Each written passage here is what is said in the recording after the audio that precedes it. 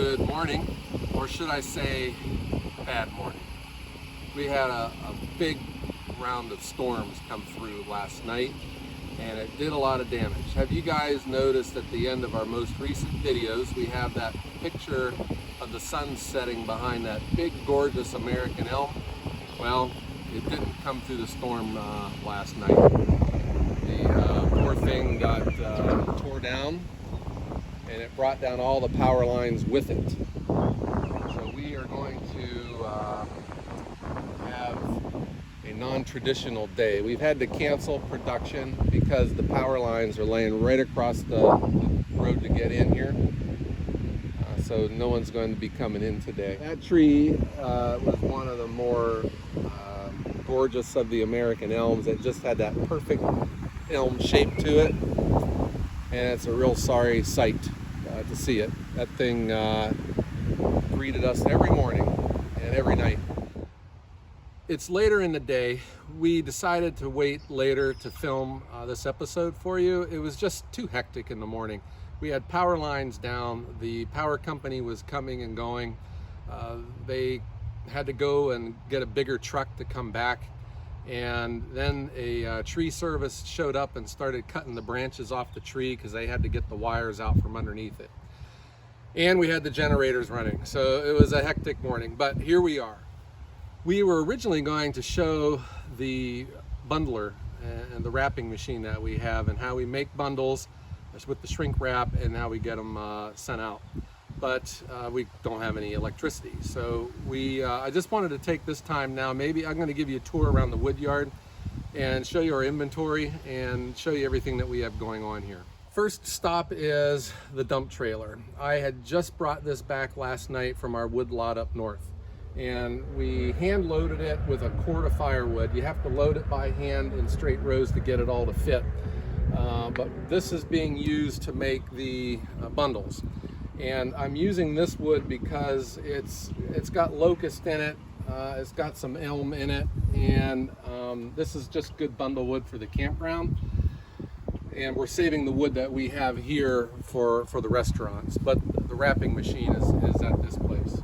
So the way that we have this set up, this trailer, it's still hitched up to the truck. I'll bring the wrapper out here with an extension cord, or we'll back it up to the garage and make them there. This is just a real small area. I call this the catch-all. So when we are pulling logs out of the trailer for wrapping, if it's a weird shape or it's got a knot in it, I'll put it in this area. This is going to a local pizza oven, and they don't really care about the way the firewood looks because it is not in the view of the customer. They do want it to burn. So this is sitting, we get really good sun here and good wind, and it dries out nice. This pile over here is oak. I bought this off of a homeowner last winter, and I was coming back from a delivery and they had a sign out front for firewood for sale, and it was these big pieces of oak, and I brought them back and got them all resplit. And that day that I brought them back, we had a lot of snow and the ground was real soft, and I just stacked it right here on the pavement. And this is going to be going out to that one restaurant that likes to cook with oak. Our barn that we keep a lot of our equipment in, you may recognize the super splitter. And I got a couple of videos showing the super splitter at work, and I'll put those in I'll put that link in the description down below. This is just an area of ash. I have resplit it, and it's going to be going for bundles to that one convenience store.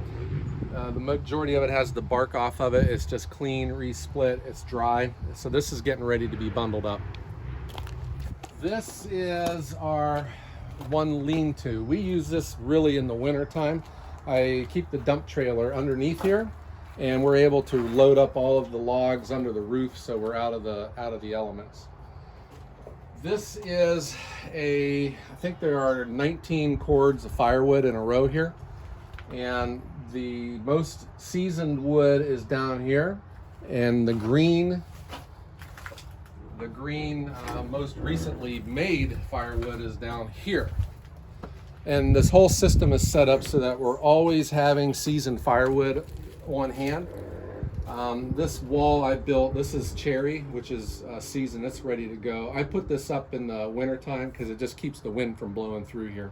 This is just a nice area for us to work. So this wood we pull from here, and this goes out to the restaurants. This stuff will be ready to go this fall. And then when I get enough wood delivered out, we will start adding our green wood that we're making to this end, and then the green's chasing the dry. And then by the time we get to the end, we can start pulling from the far end with the seasoned firewood. And you may recognize the wheelbarrows. I keep talking about these. These are the AM Leonards. These are great wheelbarrows. You can't believe how much productivity you can get out of a wheelbarrow, out of the right tool. We got ash. I keep all my ash separate. This ash is still kind of big. People that have the fire rings, they sometimes like the bigger logs, so I keep it over here. And if we need to resplit, I just get the super splitter out before it goes onto the truck. But this wood is almost a year old. It's starting to look really good. It's getting nice checking. And then, the ash loses its bark if it was standing dead when it was harvested. Is a row of maple, and this goes the full length of this one area, this with the 19 cords. So this is the 20th cord. I just use this as the back wall so that I can stack it high on the far end.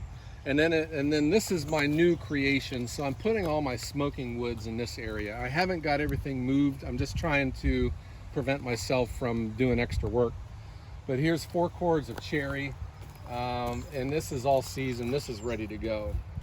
This is good looking stuff. Where off to the left, when I have hickory up at my other yard, if I bring the hickory down here, this is where it's going to go. This is where I used to keep the cherry, and this is the stuff that I'm selling through right now and getting it out. This stuff is about a year old. You can see how dry this is, and it's bleached out a little bit. This is great firewood, and this is obviously seasoned. You can see the checking on it. This is the greenest wood in the lot. So this is where we're putting all the stuff that just gets made with the yappa, and it's getting stacked here. So this is 3 cords coming this way, and I should have 6 cords off of that load when I'm all done. It's all stacked up onto these pallets. And this is going to be sold probably in the next week or 2. This is 2 cords that's going to be going out to a restaurant.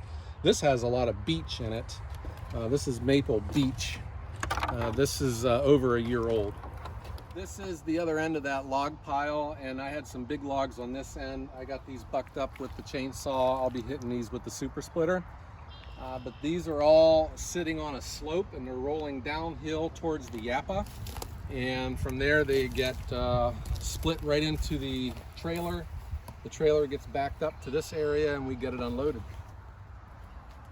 And of course, this is the yappa firewood processor. So we're on the other side of those logs.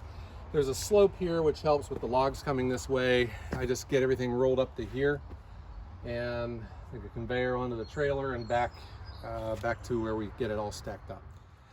This is our garage, and this is where we have set up where we bake our firewood bundles. I will load up this Ultra-Tech trailer, and the 4-wheeler will back it into here. This is all wood for the campground that we're getting ready to get bundled. I have it backed right up next to our twister wrapping machine. This is where we make all of the bundles for the campground, and also for the convenience store. And off of the machine, they get put onto these pallets, and they're kept in the dry until they go for delivery. We have our labels installed in these, and I think they look great. This is the other side of the wood yard, and we call this area Oakland. Anytime oak comes onto the yard, when it's made, we separate it and we move it over to here and we stack it. Oak, when you're selling seasoned firewood, oak is kind of a pain because it takes 2 years for it to dry out. Even when it's stacked, split small, it's such a dense, heavy wood. Drying it out takes time. So we stack our oak in single file, and believe it or not, we stack it going north and south, because we had learned when it's stacked east and west, that the north end of it grows a lot of mushrooms, because it's going to sit there for 2 years and the sun doesn't shine on it, and it just doesn't dry out as good. So these are all facing north and south. and it's just going to sit here and sit. We don't get a lot of oak, and that is on purpose. I had a couple restaurants lately that have been asking for it, so I have contacted the loggers that bring us logs, and I've asked them that if they do find some oak to include it onto our trucks.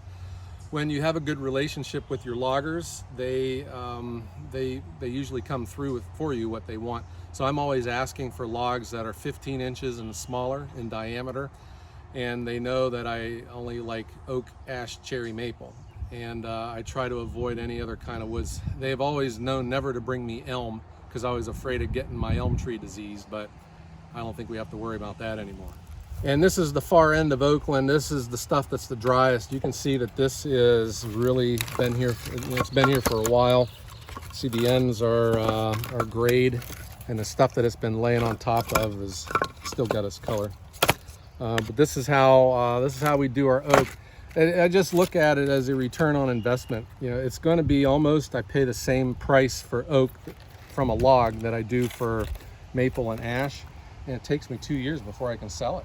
But there really is not many better firewoods, at least in this part of the country, than oak. So tell me this wasn't a big elm tree. I don't have the age on it yet. When I get to cutting it up, we'll count the rings. I'm sure it was over 100 years old. We estimated it to be 75 feet to 80 feet tall, and it's just a sad sight. If anyone's experienced with elms, you know about their root system and how tough they are. Notice that the roots never even came out of the ground. This tree just broke in half.